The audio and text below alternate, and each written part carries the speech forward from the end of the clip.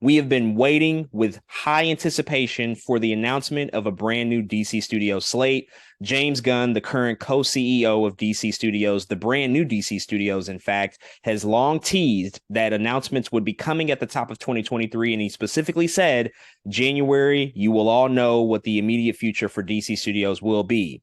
Little did we know he was going to wait literally the entire month of January until he told us these announcements, giving us all the way until the last day to finally unveil what will be the future of the new DC universe. So on Monday of this week, he actually held a private event at Warner Brothers Studios for press and journalists to attend to officially unveil all of the next iterations of these projects and what's going to be coming down the pipeline over the next few years so that they can go write their stories, create their content to really create a lot of support and momentum around this big announcement. And just before the recording of this podcast earlier this afternoon, we finally got the unveiling of the brand new DC universe and everything that's going to come. And we officially have 10 projects across both film and TV that we will be getting over the next few years. There's so many things to get to, so many specifics, so many projects that we expected to hear about, some brand new surprises that we had no idea were currently being developed. So lots to get to here. But before we dive into the specifics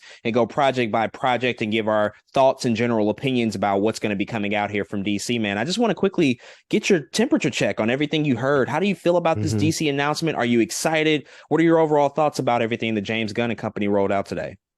Yeah, man. I think first and foremost, I feel pretty good about this, man, mainly because it's the thing that we've been asking for a long period of time. Even people who aren't heavy into really DC movies and TV shows and, everything that there is, always, I've been asked so many questions about why don't they use the same actor in the Flash TV show in the movies? Why don't they, you know what I'm saying? Why doesn't the Arrowverse connect to the DCEU? What's going on there? They could have used this Batman over here and this Batman over here. And I think today James Gunn and Peter Safran addressed that very important thing that concerned fans for a very long time.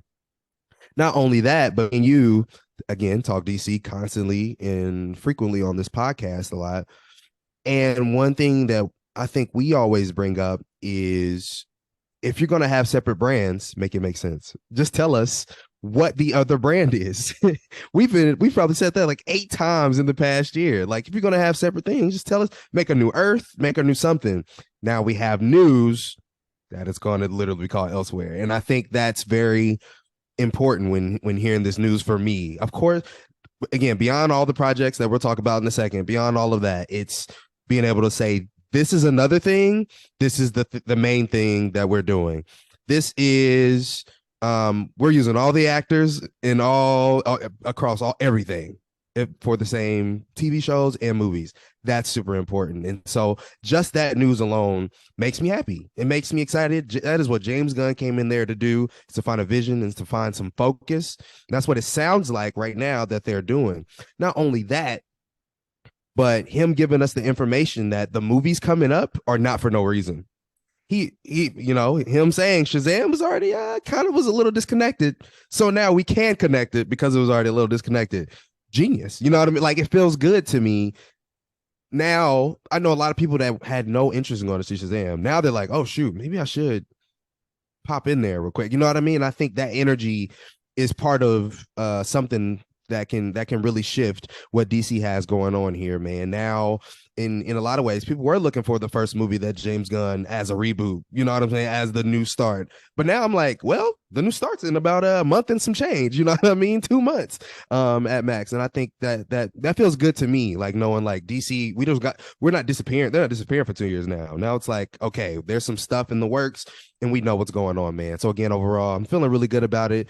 I love that James Gunn took the time I love how he's telling us he has other talented writers, other people on projects. I think that was another concern, was that James Gunn was doing a lot of things by himself. It's very clear that he's not now. We had there's other projects on here where we're like, oh, we're not sure he's going to do it. He's doing them. And I think I'm very excited for it. So I'm ready, man. I think James Gunn and Peter Safran are here to get the job done, but we'll have to see.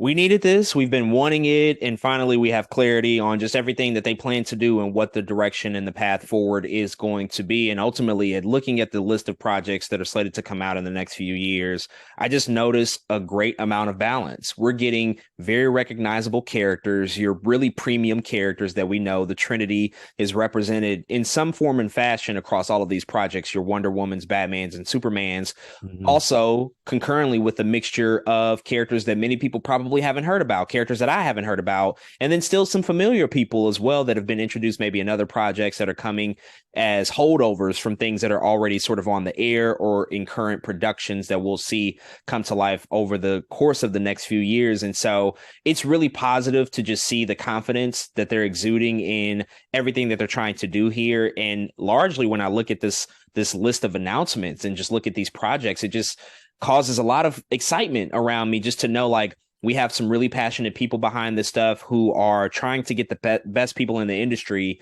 to really helm these projects and bring them across the finish line and to create really entertaining experiences for us as fans and as an audience. There are a few things about this that I think still leave my head scratching to some extent. There are still a few things where I don't know if they make complete sense compared to some of the questions Mhm. that we've been asking about continuity in certain actors or actresses that will or won't be participating. Some of that stuff isn't 100% clear to me. That being said, Mhm. I still have a lot of faith and confidence in this just for the fact that they have complete buy-in from their parent company, Warner Brothers Discovery. They have all the support that they need to really push this vision forward and to do this the way that they want to do it. They need that autonomy. This is how it should be run. They need to have the same level of control and vision that we've seen executed damn near flawlessly for 15 years by Kevin Feige and the team that he's crafted over there at Marvel Studios. And so everything across the board here, I think, is stuff to be excited about. And I just can't wait really to start to see everything roll out and how it's actually going to hit us and how we're going to receive it as an audience. But we'll have to get to that stuff in a couple of years. But in the meantime, we have some names, we have a couple of release dates, we have a little bit more clarity about some of the existence of current projects versus new projects, and just overall what the vision is going to be. So let's get into all the nitty gritty. There's going to be a lot of deviations that we're going to have to make, and also bear with us. There's going to be a lot of quotes that we have to read just because we don't want to get any of this wrong, and we're doing this really fresh as we're reacting to this news as it comes out. But we'll start off on the movie side. There's 5 movies that were announced, and then we'll get to the TV side of things, which also has 5 TV series. It is important to note that the reveal here for this first chapter of projects that'll be rolling out is only part of what's going to make up chapter 1, and they did give chapter 1 a title. They're going to call this Gods and Monsters, which I think is really interesting and creates this overarching narrative for everything that's going to come out starting in a couple of years here. But by all accounts, this isn't even the full makeup of what chapter 1 is going to be. There are apparently other projects that we'll find out about later in chapter 1. So this is just really the tipping point, the tip of the iceberg of the beginnings of chapter 1. But the first thing that we have to address is the Superman movie that'll be coming in a couple of years, which now has a title, Superman Legacy, and it will be dropping July 11th, 2025. We had been hearing about this project, that James Mhm. Gunn had confirmed himself that he was writing it. We've also questioned whether or not he will direct it, but Peter Safran, in the press release for DC, he said that this is really the launch of the DCU, and everything that they're currently working on right now with James writing it, they're hoping that he also may direct it, is the fact that this won't be an origin story. It's going to focus on Superman balancing his Kryptonian heritage with his human upbringing. Superman represents truth, justice, and the American way. He is kindness in a world that thinks of kindness as old fashioned. And so this is really kicking Mm. off everything in a couple of years here. Again, that's coming out July 11th, 2025. So we've been here in a similar position before. Man of Steel was technically the start of the DCEU back in Right. 2015. That was the film that kickstarted that universe. We're now coming back to Superman as being the nexus point, the fulcrum to kick off everything. How do you feel about that? How do you feel about this title and the fact that we'll get it in a couple of years? What excites you about the Superman project? Yeah, I think it will always make sense for Superman to start anything DC just because the man is like the start of comics in general. You know what I mean? It always feels like the right place to start, especially when you're DC. And it's like, yeah, let's just start at the origin. Let's just start at the origin. The one, the S on the chest, the original, Superman, man. I feel like that's something that you just have to do, and especially because Superman does feel like a character that's been done in the same way, in some ways, so many times that I feel like there's always a new take that somebody can take on Superman. Not only that, but Superman never lasts enough for us to get into a lot of his rogues gallery. Like I think we have yet to see like a really good Brainiac. We always see, like, anytime we see a lot of good Superman content, it's always a Zod or it's always a Lex Luthor. It's never like all these Grundys and just other people that Superman has to go against. And so it's yeah, I don't know, it's just, I feel like it's very cool to be able to start with Superman again, especially under the new guise of James Gunn, who is writing this, who we know to be a very different writer than anybody that we've ever seen. You can't watch James Gunn anything and be like, yep, I've seen that before. It simply does not happen with this man here. And so you bringing in a movie, Superman Legacy. I don't mind the name. I don't know what it means yet, per se. I think it could mean a ton of things. But I think this is a great place to start. In fact, I think what they're not telling us is it's not only the origin story of, the Man of Steel, but it's really, I think he hasn't told us the Lois Lane of it all yet, which I think will be important in this movie, as well. As he say, if this isn't the beginning of Superman, Lois Lane got to be somewhere. You know what I'm saying? Like, their relationship needs to be somewhere. So I'm pretty looking forward to that stuff as well. The release date is one of the most important things to me about all this, because 2025 is about to be the most ridiculous year for superhero movies that we've seen in a very long time. Officially, like, today was the day. It was like, yep, 2024, maybe not so much. 2025 is gonna be cracking, y'all. We now have Superman Legacy. We have Batman Part 2, The Batman Part 2, Fantastic Four, and Avengers: The Kang Dynasty, all coming out in 2025. Wow. Like, if there's another year that can compete with those movies, those four big blockbuster superhero films, let me know. But Avengers, Batman, Superman, and Fantastic Four is a crazy slate for films to come out that year. So I love what's happening here. I think for overall, for the most part, again, just waiting to see who's going to direct the film. But from everything we've heard, it's sounding good to me. It's going to be James Gunn. I'm going to keep saying that. He's directing this movie. I really believe that. They keep playing coy as if he's not directing it. And maybe even James Gunn is somewhat hesitant. I can't see anybody else doing it if he's already writing it. And I do think that it makes a statement that the guy who is the co-CEO of this, who's shepherding this new universe, will just get behind the director's chair and bring this vision to life, because we always talk about the importance of Iron Man to the MCU, how that has set the tone, how that set the pace for everything that they've done since that first movie. It was really the epitome of being a blueprint movie. And you need that. You need something that's going to be so strong and be so identifiable as the central focus point. Mm-hmm. And nobody can really do that like James Gunn when it comes to these comic book characters. We've seen him do it time and time again, especially with the Guardians of the Galaxy. He knows how to really put his stamp on something. I truly believe it's him. I can't wait for this movie. It makes sense that Superman is kicking all of this off. 2025, I agree, will be a crazy year. Let's move on to the next project, which is a little bit more obscure, probably the most obscure project that's on this list, and that's The Authority.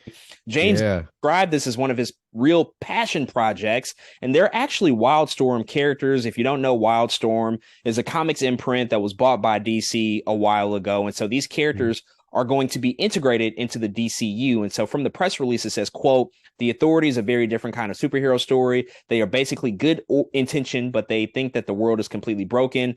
And the only way to fix it is to take things into their own hands, whether that means killing people, destroying heads of state, changing governments, basically whatever they want to do to make the world better. We'll see how that journey goes for them." And so if you listen to that quote, it sounds very akin to the Suicide Squad, an anti-hero team that typically doesn't follow the rules, probably a bunch of misfits. They don't really know how to work together. They figure out how to work together, but they're not necessarily the greatest people. And this makes me really excited just for the fact that one of the big things that they mentioned in this full rollout is the fact that outside of a few projects like your Joker, which is going to be that DC Elseworlds project, and then maybe one other villain that they introduce, they're playing with a lot of gray area here. There's not really going to be the traditional, oh, here's the hero and then there's their villain. We're going to play with characters that have moral dilemmas, that their compass might not necessarily be pointing in the best direction at all times. And so we might, as an audience, gravitate towards the bad guys or the anti-heroes. So I think a lot of that tone and the tonality is going to be a big focal point in terms of how characters are introduced. But Authority, what do you make of this? The fact that it is like such an obscure team that's going to be brought into like a really big way with this new DC universe. It's the most James Gunn thing ever. Who else but to bring in the Authority but James Gunn, man? This group of characters is so weird and obscure that I think we're gonna have a good time with them, man. They're like a by any means necessary group of people. They're very much just ridiculous, man. Their powers are different actually than a lot of other popular superheroes that we've seen, and I think this is a exciting opportunity to bring a new team to the forefront that we haven't seen before. I think part of the reason is like they're like, all right, let's just give, while we getting everything back together, let's give the Justice League a rest. You know what I'm saying? But people still have the appetite to see a team. So I think he's throwing the Authority in here, man, to not only get a new look of some superheroes who aren't always so super, especially in a world where the boys and Invincible exist. I feel like he's like, let's throw a little wrench in there. Again, this is very James Gunny to me, for them to include this group here, man. But I think it's a really cool idea. And I think it's one of those sleeper hits that might exist, on this list. Of course, people are going to gravitate towards all the popular names, but I think the same way that James Gunn introduced Guardians to the world, I think he's trying to introduce the Authority to the world in a slightly different way. And in some ways, the Authority Loki is probably a more mature Guardians in that way, and to be honest, I'm excited to see that. So I think it's pretty dope. He's bringing them here.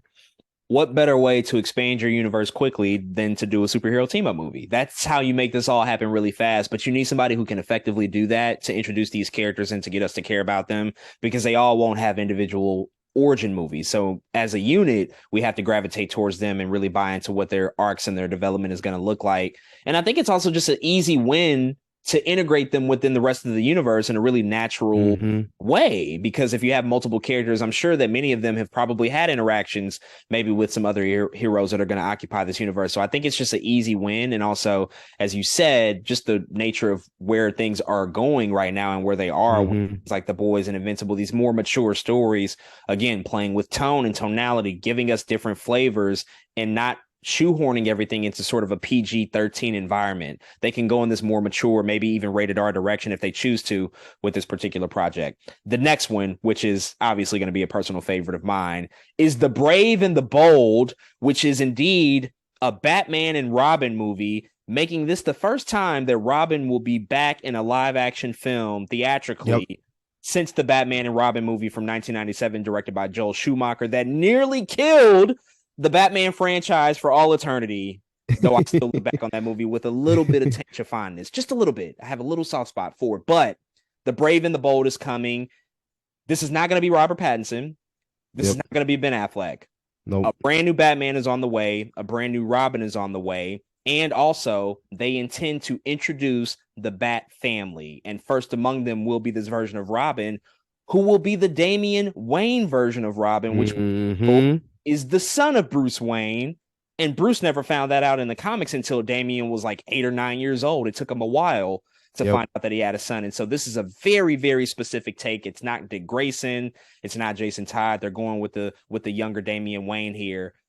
I am so incredibly excited about this. Now, there is obviously the issue possibly of confusion with the whole Elseworlds, the Batman, Robert Pattinson, whole Ben Affleck Batman situation going to look like if he's in The Flash this upcoming summer. But you have to have Batman a part of the new fabric of this universe. You can't make a new DC universe without a Batman. And I like the fact that they're going to bring in this Batman and pair him with Robin. That's the differentiating factor that we haven't seen in so long. That's how you make him different than currently what's happening in the Matt Reeves verse that is mature and more isolated on the Bruce Wayne figure. How do you feel about The Brave and the Bold? How do you feel about Damian Wayne being the Robin that's going to be the focal point here? Yes, yes, and yes. For so many different reasons. The very first one, I'm wearing a Robin shirt to this movie. I'm not wearing a Batman shirt. I'm wearing a Robin shirt. I haven't seen Robin. I've been asking for Robin for so long, man, and because in loving Batman, Robin just has always been not only present in a lot of the cartoons we've seen and the comics we read, but in the animation we've seen too, right? Robin is a constant force. It's always Batman and Robin, or Robin's part of the story, or Robin. It's really only in live action that we'd be like, where the hell is Robin at? Kind of type thing. And so we finally get some confirmation that this is not just the brave, but it's also the bold. Damian Wayne will be here, man. What I love about Damian in Bruce's relationship is it's not great. Like Damien is just a little brat, you know what I'm saying? He's a kid. He's an asshole. He's been raised by the League of Shadows. He's been around Talia al Ghul too much, who was his mother, and they don't always get along the best. But that's a story that has yet to be told in live action. Again, we've seen it, but we haven't seen it in live action. I think that makes all the difference for me, man. For some reason, we were like, uh-oh, we got to go through Batman again. But if we're going to do it, make it new, make it fresh. And them up front telling me this is low-key a father and son story. Absolutely. Let's get it cracking. That's what I want to see, and that's what I want to hear, man. So very excited about Damian Wayne, man. Again, what a crazy character. But another thing that made me excited about all this was him verbally telling us this is the beginning of the Bat family.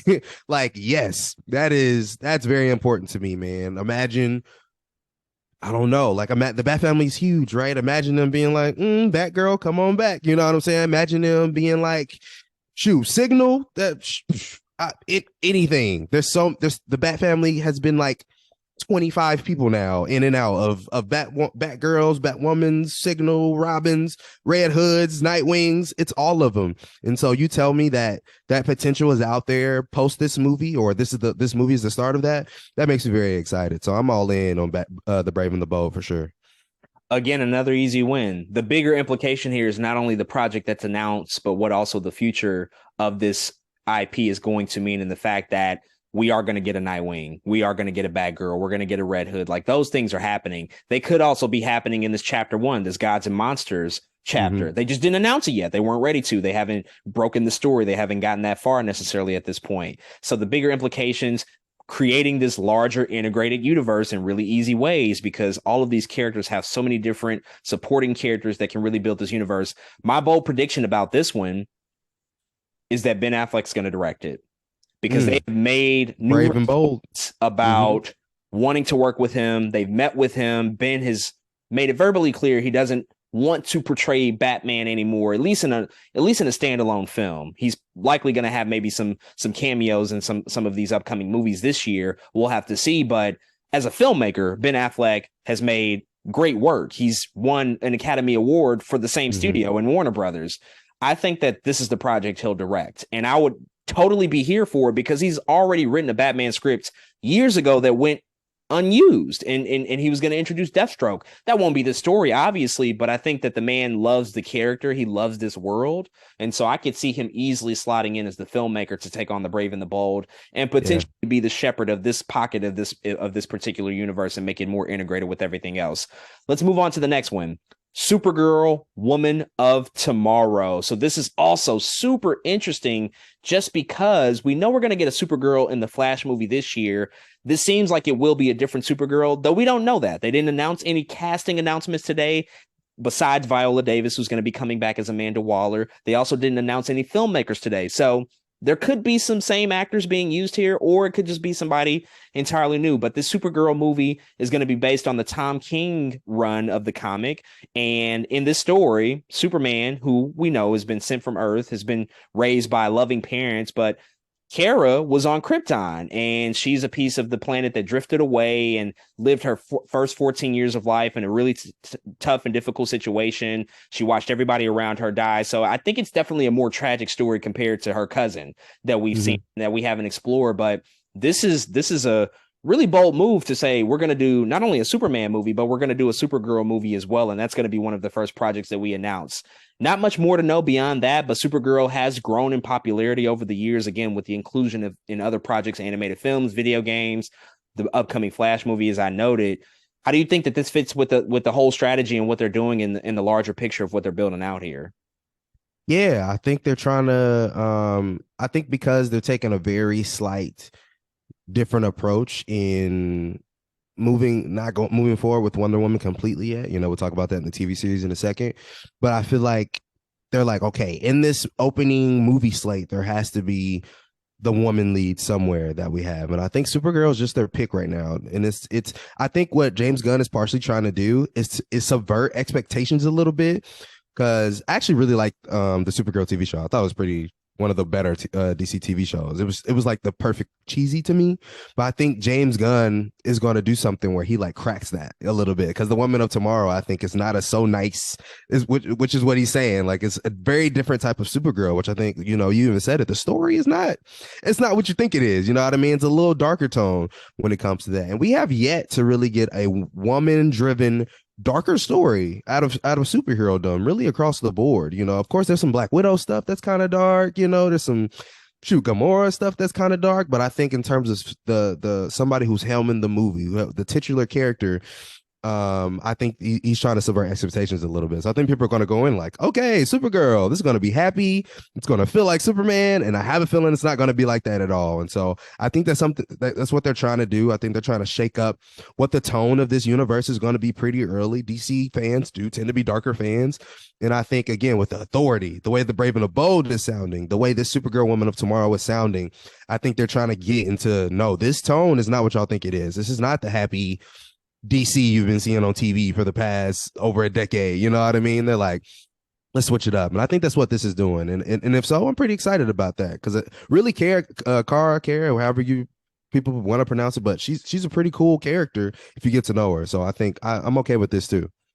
Woman lead is important. And also, again, I'll just keep hitting this nail on the head, leveraging current characters that we know with less familiar characters, even though Supergirl is pretty popular these days. But the expansion of this universe, the integration with other characters and how this is going to build out to something bigger, because they did not announce like a huge crossover movie yet. I'm sure that they have something that they're working towards. I have my thoughts, but if you are building towards that in the near future, then you need to figure out a way to introduce your main primary characters, your pillars, so to say, but also to get in those other supporting characters that play equally as important roles. And if you're going to do a clash of generations, or if you're going to bring in just multiple derivative characters that have similar power sets, or maybe from the same family, as in the case of the Brave and the Bold, again, you're expanding this roster relatively quickly, and you have to do so within a truncated amount of time. They don't have like 10 years to really get this stuff done. And so I think Supergirl is another easy win to leverage what they've already accomplished, or what they will accomplish, I should say,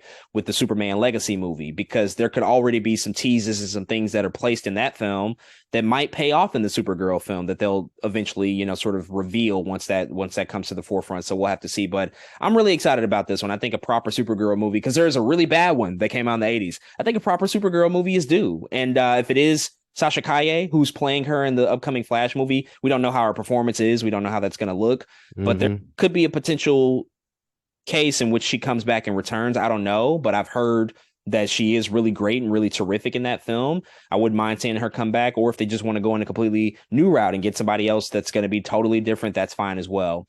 The next film, the last film that we're going to talk about, is Swamp Thing, which is probably another big, bold announcement. So Swamp Thing is known across DC fandom and across the DC universe, but very, very different from all the other characters that we've talked about thus far. They've taken a crack at Swamp Thing over in the DC side of things multiple times. There's been a couple of TV series. There was one a few years ago that was on the DC Universe streaming platform that oddly, they released the series premiere, and then right after they announced it and released it, they said, oh, by the way, we're canceling the show after the first season. It's not going to come back, which I was just completely perplexed by. You could have just waited until the season was over, but they announced it right after the series premiere. And I actually liked the first season. I watched that show, and it was good. It's a good show. It had a great tone. Visually, it was really impressive. So it was sad to see it go, but they're going to give Swamp Thing the live action treatment. And it's going to be really interesting, because this is going to be probably the most unique in terms of tone compared to everything else, compared to the Batmans and the Supergirls, because this will be interconnected, but as I said, tonally and aesthetically, it will feel vastly different. But they did mention that this is going to be investigating the dark origins of Swamp Thing. So it seems like we're going to go back to the beginning with this character. I am not a Swamp Thing expert. I know a little bit, but even with that being said, I'm really really excited about this one because you can just get so weird and so out there with this particular project, and you can also find a super visionary filmmaker to craft this thing and to make it something that Yeah. you have just not experienced before. So I can't wait to see what they bring to life with this new project. Yeah, man. In fact, that Swamp Thing TV show was, I remember being produced by James Wan, which is like part of the reason I was like, hell yeah, let's do this thing. But man, Swamp Thing, dude, what a weird character. I'm pretty excited for this. This is another one that's like, oh, y'all doing something different. A Swamp Thing movie now? Okay, yeah, y'all definitely doing something different. Plus, Swamp Thing is one of those characters that exists in DC, in particular in the realm of the Justice League, where you can put him wherever you want and it just works. It's because he is weird, but because he's part of the earth, he just works. You could even knock on wood, but you could even say this Swamp Thing movie is the beginning of some Justice League dark stuff. Bet. Okay, you know what I mean? Like, again, knock on wood, but like you could say that. You could say this dude is, I don't know, he's definitely a crossover character, long story short, which is what makes me a part of my excitement for this, man. So I'm pretty excited to see it. Swamp Thing is cool. If you don't know Swamp Thing, look up Swamp Thing, watch the TV show. This is one of the characters I'm like, he's pretty freaking tight. I mean, he was so popular, they at least put him in the Injustice game. He was in Justice 2 as a character. You know what I'm saying? Like, he's popular enough to be there. You should probably know about him, kind of type thing. He's really dope. He even made his way into Harley Quinn, the TV show. So man, I think this is going to be dope. Again, another one of those tone. This is different than what you've seen before. Things that James Gunn and Peter Safran are telling y'all. They're like, Swamp Thing movie is happening. Don't forget, there's still some Constantine stuff waving in the air right now, but Swamp Thing, man, I think this is going to be dope. Could we see a redemption story for James Wan? Could he direct this movie? Is that a possibility? James Wan and Peter Safran are tight. Can you envision that? James Wan take a swamp? That's how good it is. Man, that would be fucking insane. I have another name that would also just be equally as like ridiculous and would be a dream. Mm-hmm.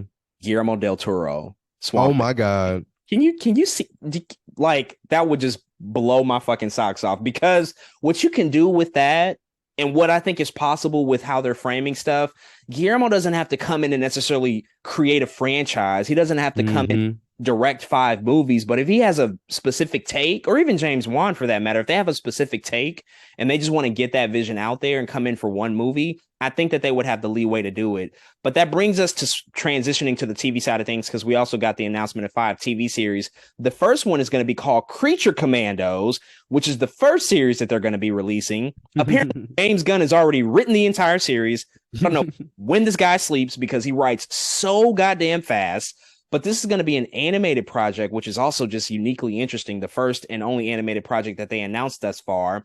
And the artwork that they released actually came from the animation company that is currently working on it. But this is going to be based on a team from DC.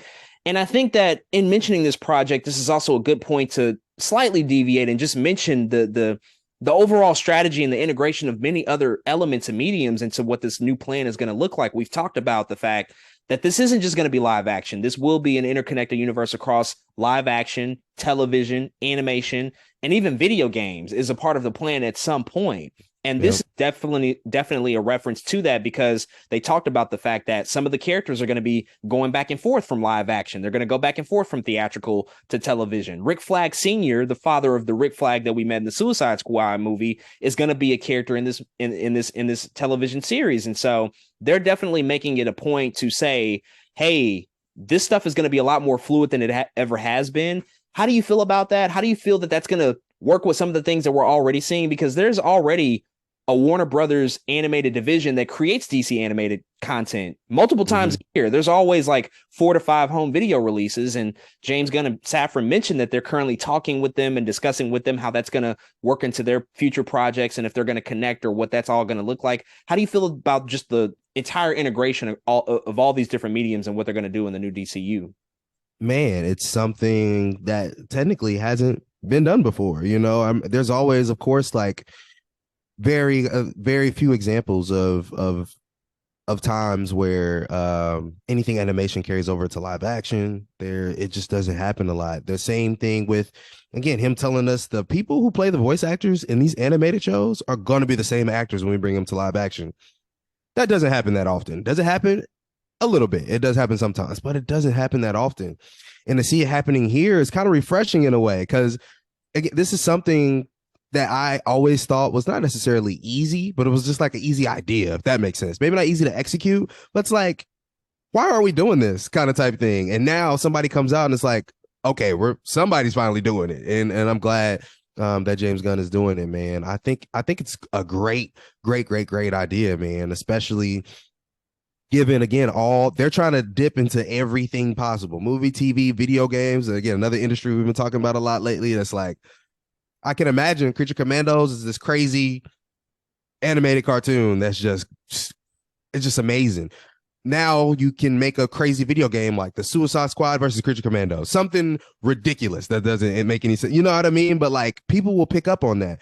I think they touch on each other in those same ways too. The same ways that a lot of people played the Batman games because the Dark Knight was so hot. You know what I mean? People was like, I gotta go play the game now. The Dark Knight I love those movies, and so they had to do that. And so I feel James Gunn trying to pick up that same energy, like, shoot, y'all like this game, y'all like this movie or this TV show, you probably need to go play the game too. And I think it just makes sense across the board, especially if you establish such a good brand. If people look forward to your games as AAA every time, you know what I mean? If there's no disappointments like Gotham Knights, you know what I mean? If there's no disappointments in there like that, then, and you can just say there's a banger after banger, it's nothing but W's across the board, not only for them as a company, but for us as the consumer. And so I think that's what makes me so excited as somebody who does consume every bit of content just like that. I think that's pretty dope. And so I'm looking forward to this strategy. By the way, I'm really struggling to finish Gotham Knights. It's really kicking my ass right now. I haven't done it. It's really straining my patience on how much it's taking out of me to want to finish that game. That aside, I love this as well. One of the things that they did mention on the video game piece is that they're not gonna drop the Superman Legacy movie and then create a video game to accompany it like we used to Right. see. You know, those games that would be quickly developed on very low. They weren't good ever. They just weren't really good. There's a couple of examples, just a couple. I'll say Spider-Man 2 back on okay. PS2. Spider-Man 2 was different. Spider-Man 2 was different. I agree. I think the Wolverine game was kind of decent too. That one did okay, but you're right. By and large, they suck. They're pretty trash because they just don't have the resources behind them to be want them to be. So he mentioned that, you know, maybe we get the Superman Legacy movie, and then 2 or 3 years later, the Supergirl movie comes out. But in between that, could we create a game that somehow advances the narrative of what they're telling with those Kryptonian characters? Could it be the Superdog game or something like that? Like you say, a AAA game that has more resources and more time put behind it, which is the right thing to do. You need to take whatever the medium is and craft the perfect strategy around that. You can't make it all fit into one isolated thing. You have to do what's going to be best for the video game. And in this case with Creature Commandos, it sounds like they're doing the best thing for this particular IP, because I imagine there's a lot of characters that are going to be utilized and introduced here.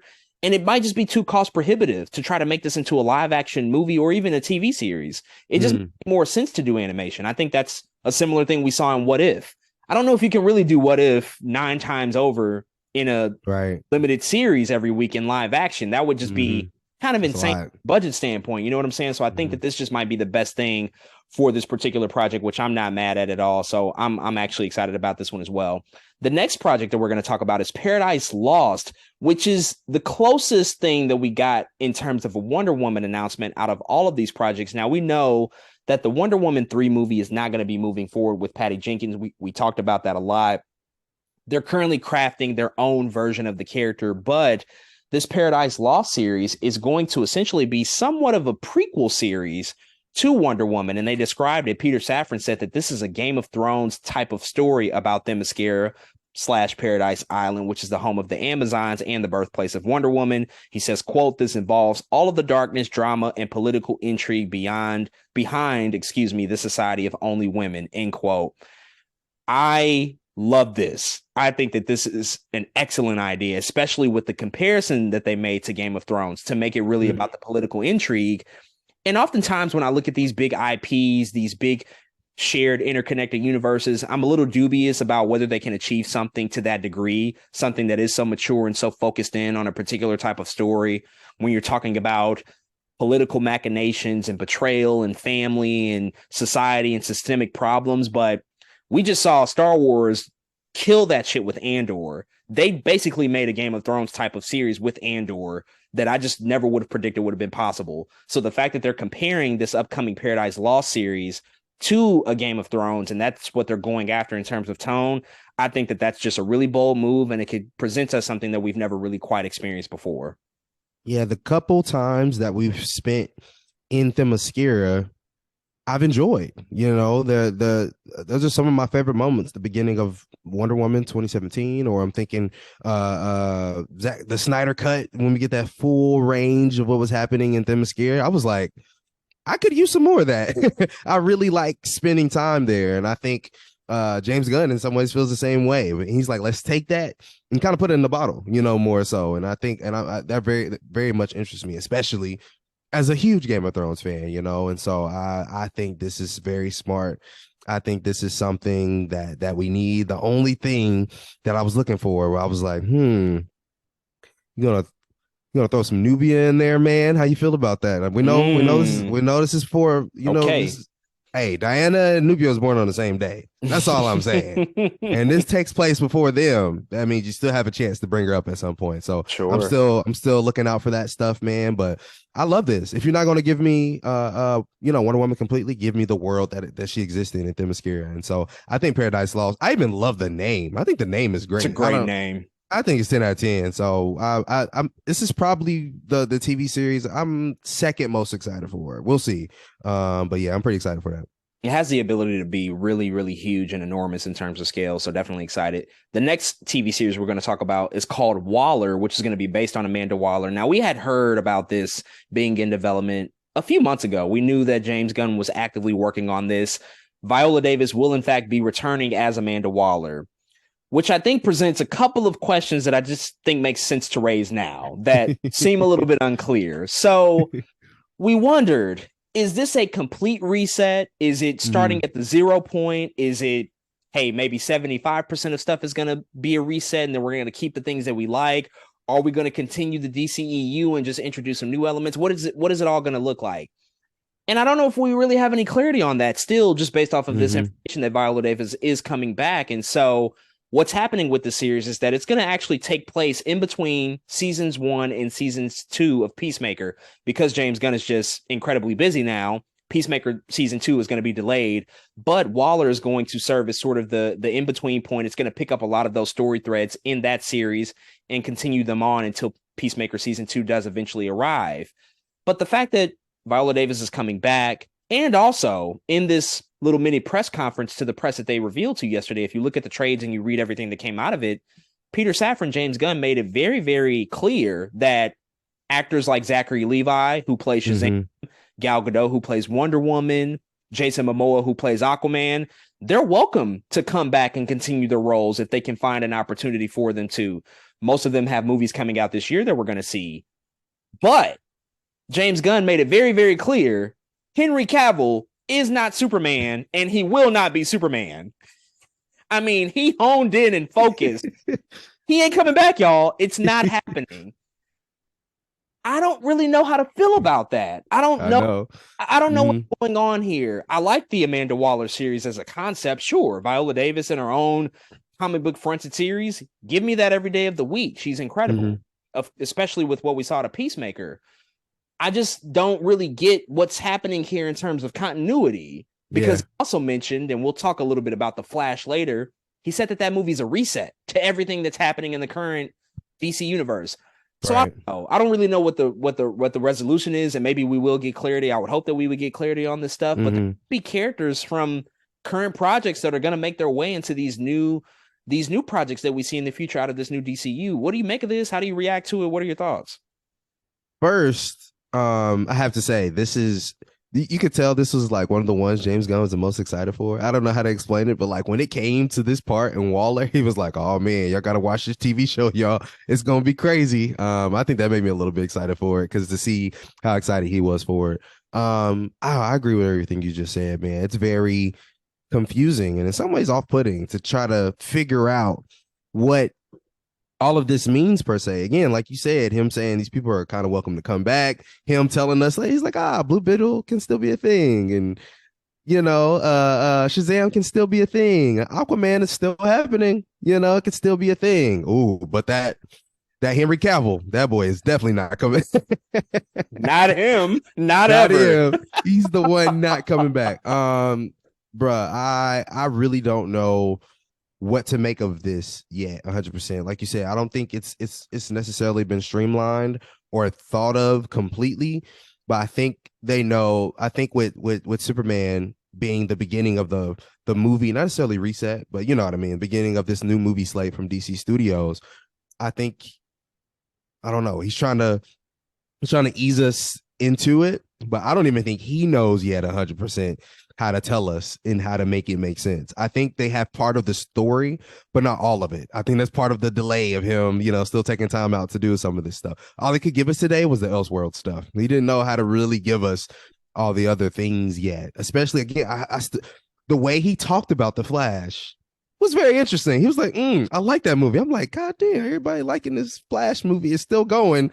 This movie must be fire for them not to for them to be going through with this movie. But I think in that, I think we just have to continue to wait and see what they say, man, because it is weird. I definitely agree. The non-Henry Cavill stuff, but there's a new Superman, there's a new Batman. I don't know. I don't 100% know what's happening. Part of me just thinks he just wants to switch up those two and everybody else is free game. You know what I'm saying? But part of me wish, if that's the case, just say that. Look, listen, everybody, we're doing two things. Superman and Batman are changing. Not only that, but the timeline is going to reset. Okay, you know what I'm saying? Come out and say that. That's what you're going to do. But I don't even know if that's exactly what he wants to say yet. So I think they're trying to figure it out. But I absolutely agree with everything you just said. I'm not sure, man. All I know is he's excited for Waller, and so I'm excited for Waller.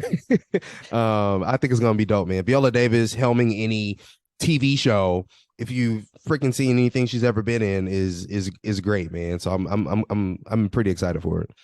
I have a bit of wild speculation about Henry Cavill. I'll circle back to it, but let's move on to the next series, which is going to be a live action HBO Max series entitled Lanterns. Now, we have gone through multiple iterations of what this is supposed to be, but now we have a solid idea on what this project will look like. So from Peter Safran, he says, quote, "Our next project is another television series.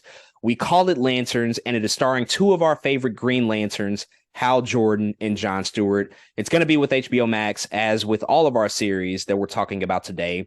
It is more of a true detective type mystery with our two lanterns, a terrestrial based mystery," end quote.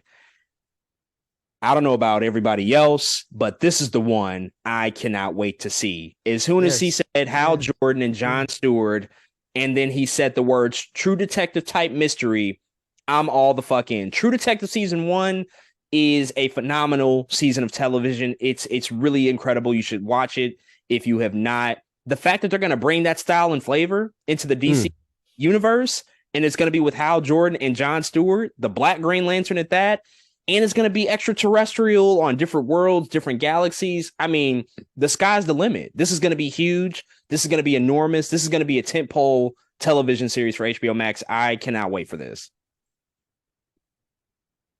It's been such a long time coming. I've been waiting for this for so long. The world has been waiting for this for so long, since Ryan Reynolds oh God played this dang character. We have been waiting for Green Lantern something, anything. All we even get is like in the Snyder cut, it's like a ring that's in there. I don't know what we have been doing with this character. I don't know where the lanterns have been. I don't even know how we got here without them.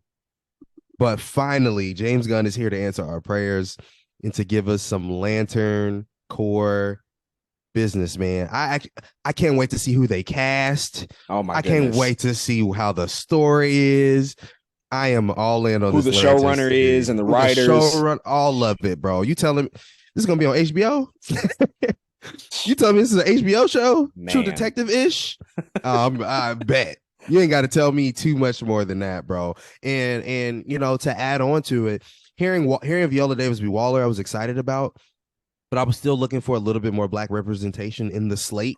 And he finally told us that John Stewart was going to be here, and I was like, thank you, because at the end of it I was still looking for one more, like, give me something milestone. We didn't get anything milestone in this, which is fine. I was like, give me something milestone, but giving me John Stewart I think makes up for it for me, I think, a little bit, because again, this is you could talk about Hal Jordan all you want, you could talk about Guy Gardner all you want, you could talk about any of the Lanterns. John Stewart is the one that most of us, if not all of us that's listening to this, talking about this, grew up with watching in Justice League, and now we're finally getting something concrete with him in it, man. I'm just elated. I'm elated, and I'm very excited to watch it. Especially a true detective type mystery. Wow, with two lanterns. I'm very ready for this, man. So I can't wait to see it. And last but certainly not least, rounding out the television series that we're going to be getting, Booster Gold is happening. I told you motherfuckers that this show was going to happen. Y'all thought I was playing. You thought I was joking. I said that James Gunn was going to do this. They're doing a Booster Gold live action HBO Max series. Peter Safran says, quote, a loser from the future who uses his basic future technology to come back to today and to pretend to be a superhero, end quote. It's going to be a show about imposter syndrome. It's going to be a show about a guy who shouldn't have this type of power, wielding it for maybe the wrong reasons, but somehow he's going to figure out a way to deal with that and using that future technology to come back and be adored and loved by the people of the present. I am so in for this. I can't wait. I don't know that much about Booster Gold, but what I do know is that in the Justice League Unlimited animated series, he had some of my favorite episodes. If you've not seen Justice League Unlimited, go watch that shit right now. And I think that actually that series is probably a great example of some of the things that they could do here. Because if you've seen Unlimited, you know that that was the season where they were like, we're just going to focus on everybody that's obscure. Like, we're going to take the focus off of Superman and Batman and Wonder Woman. Of course, they're going to still be a part of the stories. They're going to be foundational, but we're going to do an episode about Booster Gold. We're going to do an episode about The Question, just random stuff out of nowhere. And I think that that's something that they're kind of leaning into here. Booster Gold, I'm totally in for it. How do you feel about this? The fact that it's going to be a time travel story, the fact that this is another character that many people won't know about, but there's an opportunity here to make him a complete fan favorite if they execute it well. Oh man, this dude is a cult comic fan favorite already, man. People love Booster Gold. In fact, out of everything, to be honest, on the TV show list we got today, I am sure that the people I know, the people who read comics, the people who are just, this is definitely probably top 3 favorites on this list, just because people have been looking for Booster Gold content for so long. This is another one that you remember me saying, as much as I've been waiting on the Lanterns, a lot of people have been waiting on Booster Gold in that very same fashion. And so Booster Gold is a crazy concept of a character. I actually think he's really funny.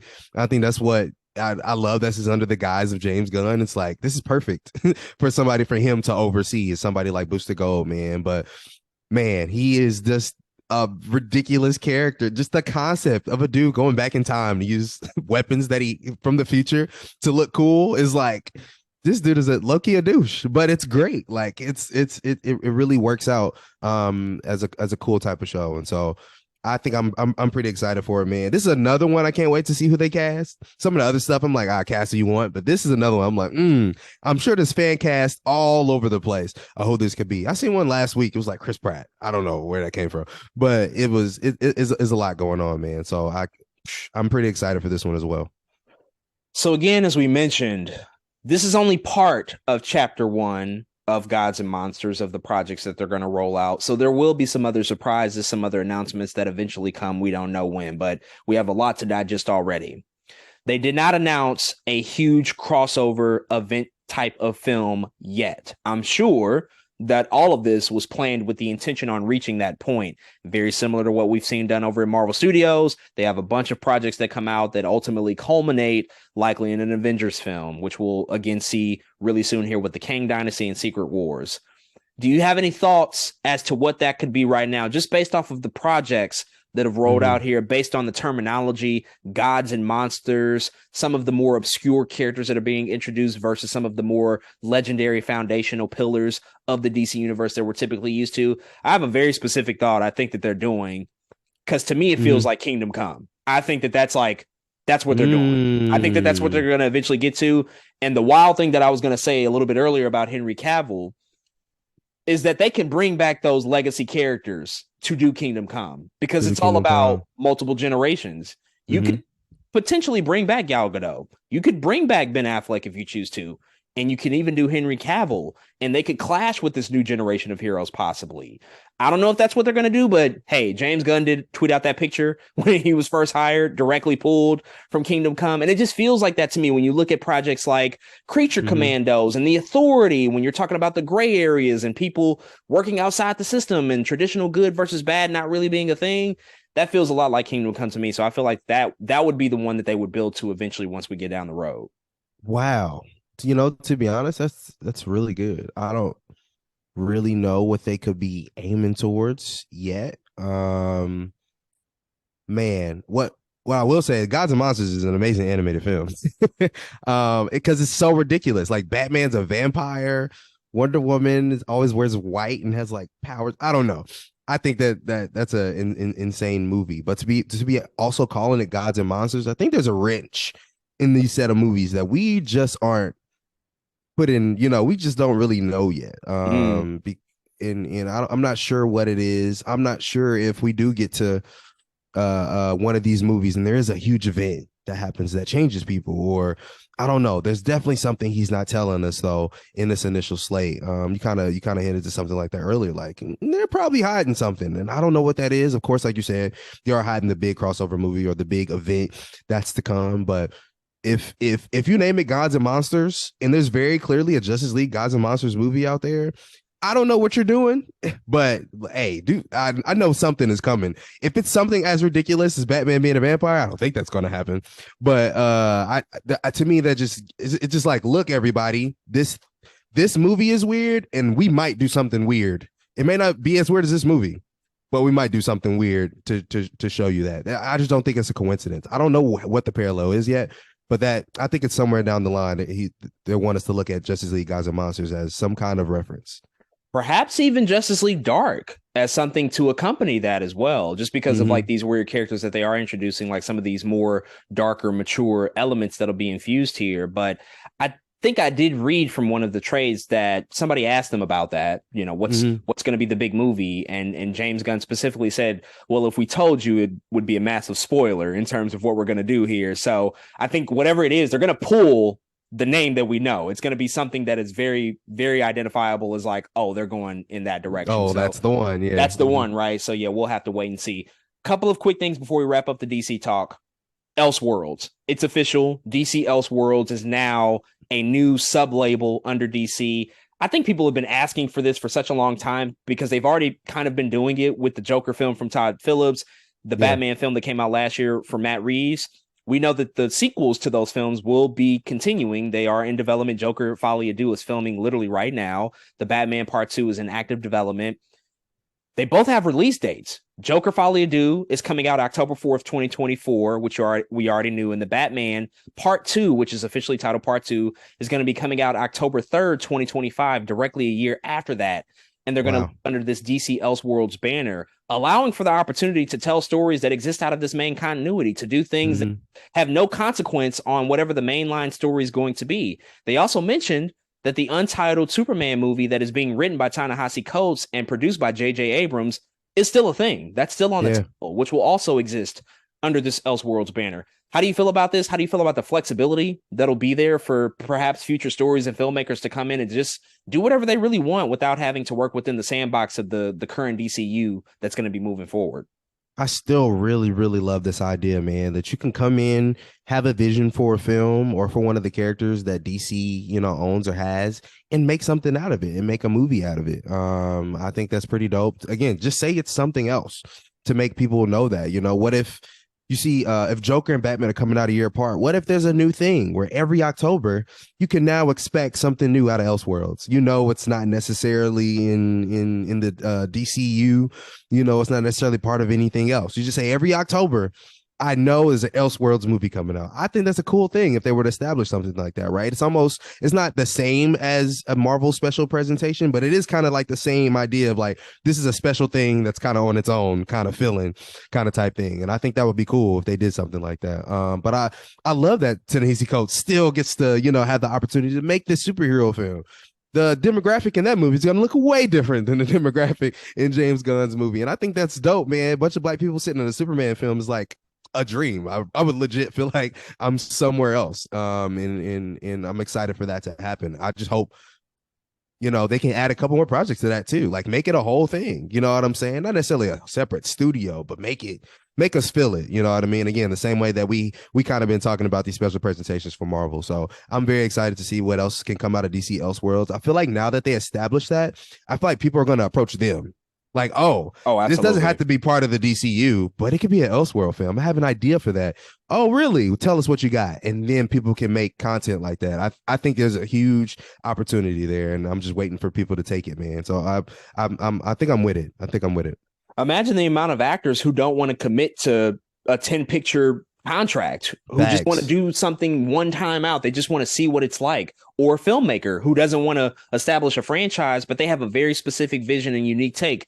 This all sounds very familiar because it's already been done. That was Todd Phillips' pitch. That was Matt Reeves' pitch. They came into this and said, like, hey, we just have a vision. We want to stick and focus on that. We don't really want to be concerned and to a certain extent be hamstrung by the parameters that exist when you have to connect and integrate and cross over characters and work within a bigger, larger, interconnected universe. This really opens up the pool to do whatever you want. Now, Gunn and Safran both mentioned that if somebody does come to them with a pitch for an Elseworlds project, it has to be damn good, because if they're going to spend money on something that's going to be outside of what they're currently building, then yeah, it needs to be of a high quality. They're not just going to make anything for the sake of making it, which I think is the correct thinking.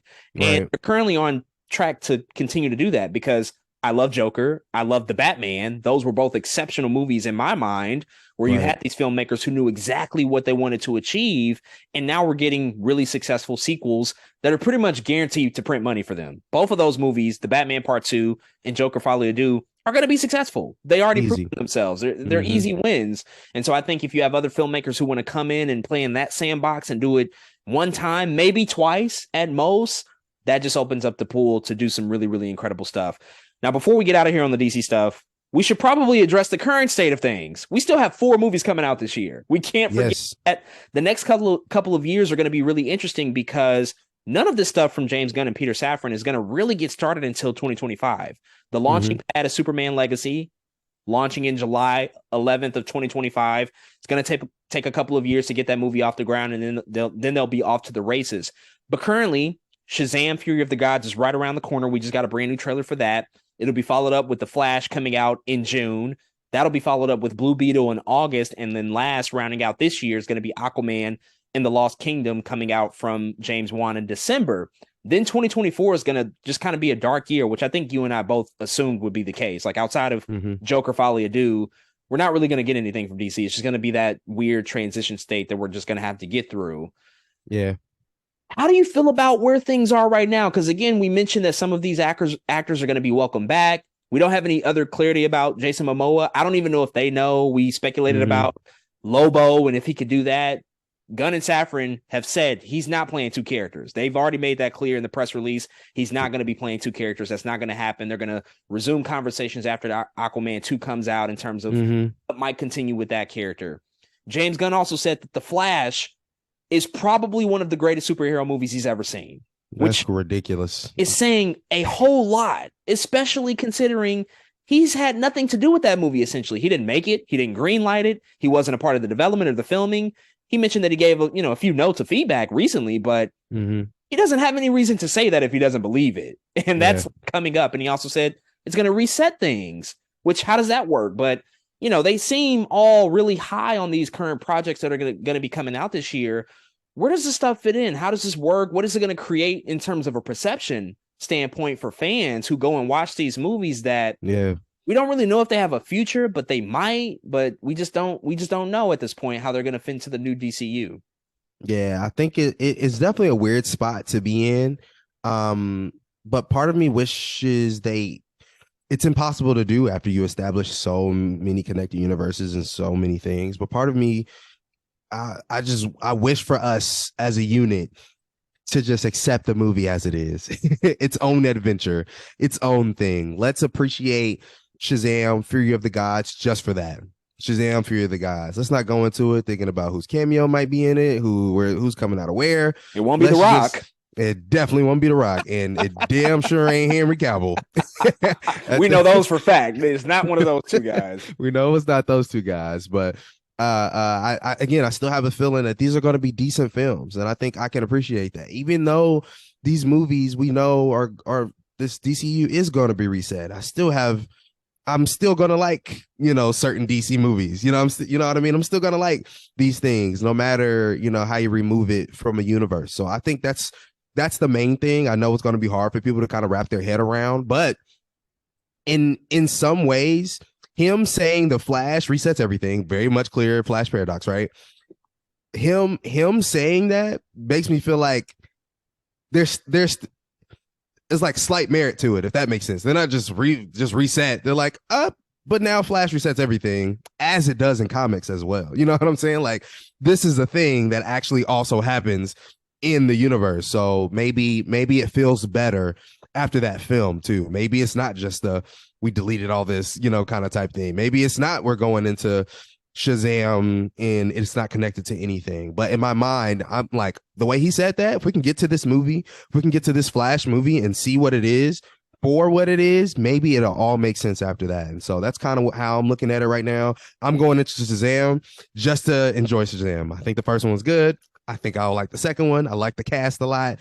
Now they got a bigger budget. That's how I'm looking at it. Its own isolated thing. And so I'm hoping the rest of the projects this year, that's kind of how we feel about it. Aquaman is Aquaman. Just like it for what it is right now. Let's figure out kind of the other stuff later, and see if they can put the pieces together. So I'm hoping somehow they find a way to convey that.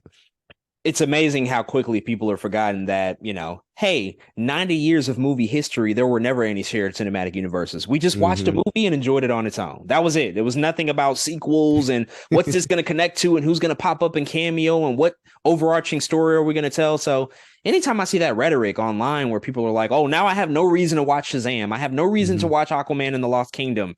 What? How does that make any sense? Like, what if they're and you just miss out? Like, let's enjoy it for those standalone projects for what they might be, because they could very well be some of the greatest superhero movies ever made. In the case of James Gunn, he's saying The Flash very well might be that. It might not ever get a sequel. So what? We could still say The Flash happened. And this is a DC multiverse that we're working within anyway. They mentioned DC multiverse in their verbiage and in their language. So you can never say never, I think, in relation to any of these things. We've seen some wild shit happen. Who knew Michael Keaton would pop back up as Batman? He's going to be in Flash. He's going to be a very major character. I don't think any of us would have assumed that 5 years ago, but it's happening, right? So just because things might not necessarily move forward in this particular moment in time doesn't mean that can't be the case, which again is why I think they're going to do Kingdom Come and bring back Henry Cavill. But that's just being me hopeful. Last thing I'm going to ask you before we move on to Marvel stuff: what are you most excited about? What's the one project if you watch it tomorrow and have access to it, James Gunn is going to show up and say, Des, I want you to watch this thing first and tell me what you think. What's that project going to be from you? What a hard one, man. Because of the implications and what it could bring to the future, I'm going to say The Brave and the Bold. I really am. I know we've seen all this Batman content. I know people are like, Batman, but at the end of the day, it is Batman. But more than that, it is also Robin. And that is a legit one of the characters I have not seen. And as you said, over 20 years. And I would really like to see him. So yeah, I'm gonna go with Brave and the Bold. Great pick, man. I too would pick that, but for the sake of variety, I'll just throw out Superman Legacy as I just want to see what this looks like. We need a proper. I like Man of Steel, but I think we need a Superman movie that everybody loves. I think we need to have a consensus across the board, across fandom, across pop culture. That's a good ass movie, yo. Obviously, there's gonna be people that don't care for it. There's going to be Henry Cavill people that are like, fuck that. I don't want to see that. Let them live in that world if they choose to. But I want us to, as a consensus, as a people, go into Superman Legacy as the first film out of the gate, walk out and say, yo, this new DCU, I'm here for this. Mm-hmm. It's like what we said for Iron Man when that came out. We were like, yo, Avengers is coming. And Hey, they yo, yup. movie, that's a great movie. Mm-hmm. That's just going to mean so much. And I just can't wait for them to hopefully nail it. I have all the hopes in the world, but we will have to certainly wait and see. I'm sure we're going to talk about all this DC news in the coming weeks and months as we continue to find out more. But folks, those are all of our thoughts about the brand new DC universe from James Gunn and Peter Safran over at DC Studios. Hit us up. Let us know what you think about all the announcements, all the TV series and movies that we will be seeing in the very, very near future.